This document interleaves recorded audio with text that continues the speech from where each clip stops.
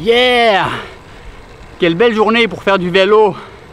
Il fait pas trop chaud, il fait soleil et il y a un petit vent dans le dos. C'est vraiment parfait. Alors on a passé 3 belles journées à Richmond avec les malades du collège de Earlham. C'était bien sympathique. On a pris des bonnes pétilles. Et puis là, le cœur rempli d'une sacrée joie, on se dirige vers Indianapolis pour ensuite aller vraiment vers le sud, direction Little Rock en Arkansas. Alors comme on voit, les accotements sont pas bien larges pour l'instant en Indiana, mais il n'y a pas tellement de trafic, fait que c'est vraiment impeccable. Après un petit passage par le joli centre-ville d'Indianapolis, capitale de l'Indiana, on roule sur l'historique route nationale 40. Entre 1920 et 1970, la 40 était une des principales voies pour traverser les États-Unis d'est en ouest, avant que les autoroutes ne voient le jour. C'est Eisenhower, le 34e président des États-Unis, qui en 1956 a mis en branle l'énorme chantier qui devait construire le réseau des Interstates, long de 76 000 km. Alors que le charbon joue un grand rôle dans le sud de l'Indiana, on passe nos nuits avec la faune locale. Mais oui, viens t'en boire une bière avec moi, mon gars, viens.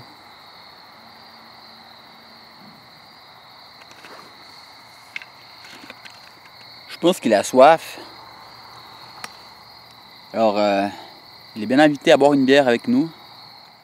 Et nous rentrons en Illinois sur ce pont quelque peu casse-gueule.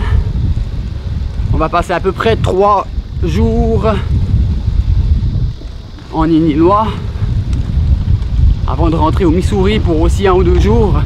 Pendant que les bœufs gambadaient et que les vaches se baignaient, on roulait en Illinois dans les paysages habituels.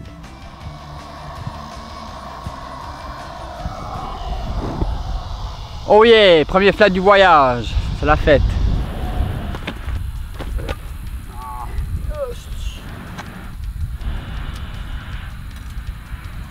Check le fils de pute.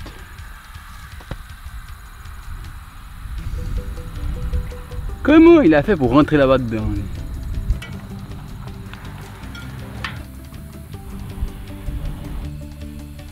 Tadam! Il m'a pris par les 2 côtés cet enfoiré. Wow.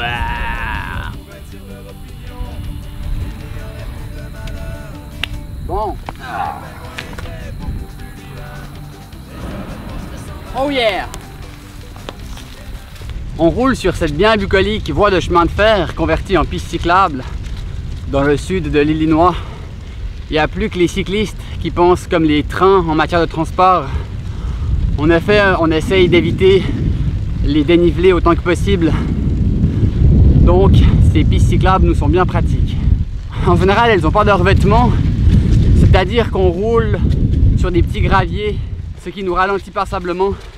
L'autre aspect qui pourrait être négatif, c'est qu'elles passent en forêt. Du coup, on profite peut-être moins des paysages locaux. Mais bon, ces temps-ci, ça me va très bien, ce petit tour en forêt, car je ne vous cacherai pas que les paysages sont assez similaires depuis une dizaine de jours. On roule, puis en fin de journée, on se trouve un coin où camper. En général, le campement est assez rudimentaire, mais quand on peut, on se trouve des petits coins sympas, comme là avec le petit feu et le petit lac. Bon, on fait pas que du camping non plus. Suivant comment 1 fois par semaine, on reste à l'hôtel. Et puis en général 2-3 fois par semaine, on est hébergé par du monde via le site Warm Showers. On arrive enfin en Arkansas, prononcé Arkansas en anglais, où Bill Clinton et Johnny Cash virent le jour. On séjourne à Little Rock, la capitale de l'État. On visite le Capitole, la Chambre des représentants, le Sénat, et on est surpris par la facilité d'approche des élus, spécialement des sénateurs. Mis à part que 25% de la ville est recouverte de parking et que les gens lancent des bouteilles de bière dans les bars, Little Rock est connu pour avoir admis pour la première fois aux États-Unis des étudiants noirs dans un lycée de blancs en 1957, les fameux Little Rock Nine.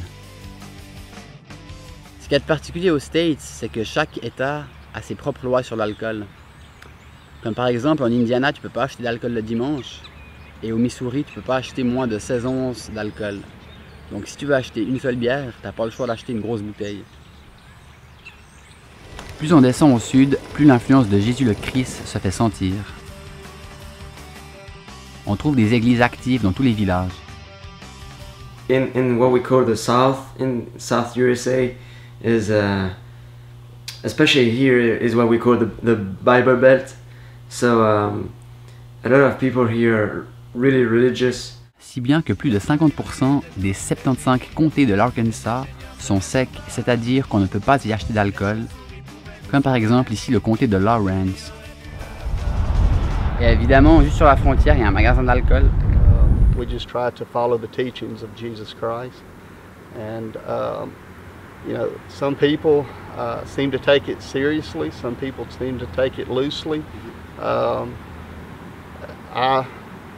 I'm by far am I a perfect person. I'm not.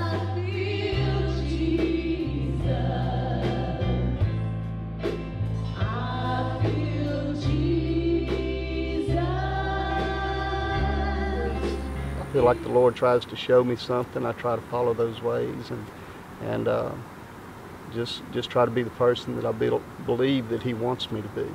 It's really important for me to try to teach my children, along with my wife. She's probably the more solid foundation in that.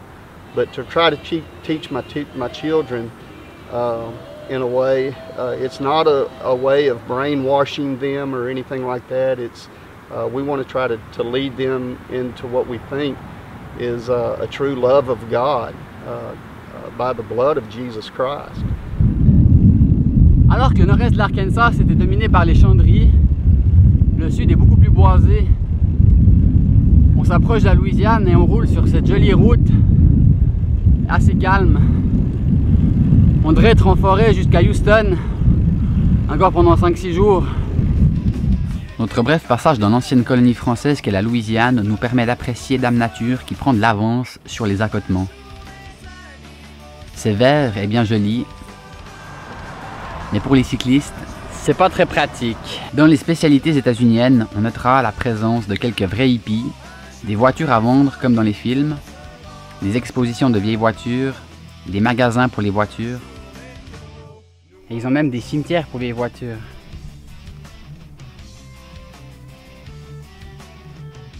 Des centres d'achat du futur et beaucoup de maisons abandonnées ou en ruine.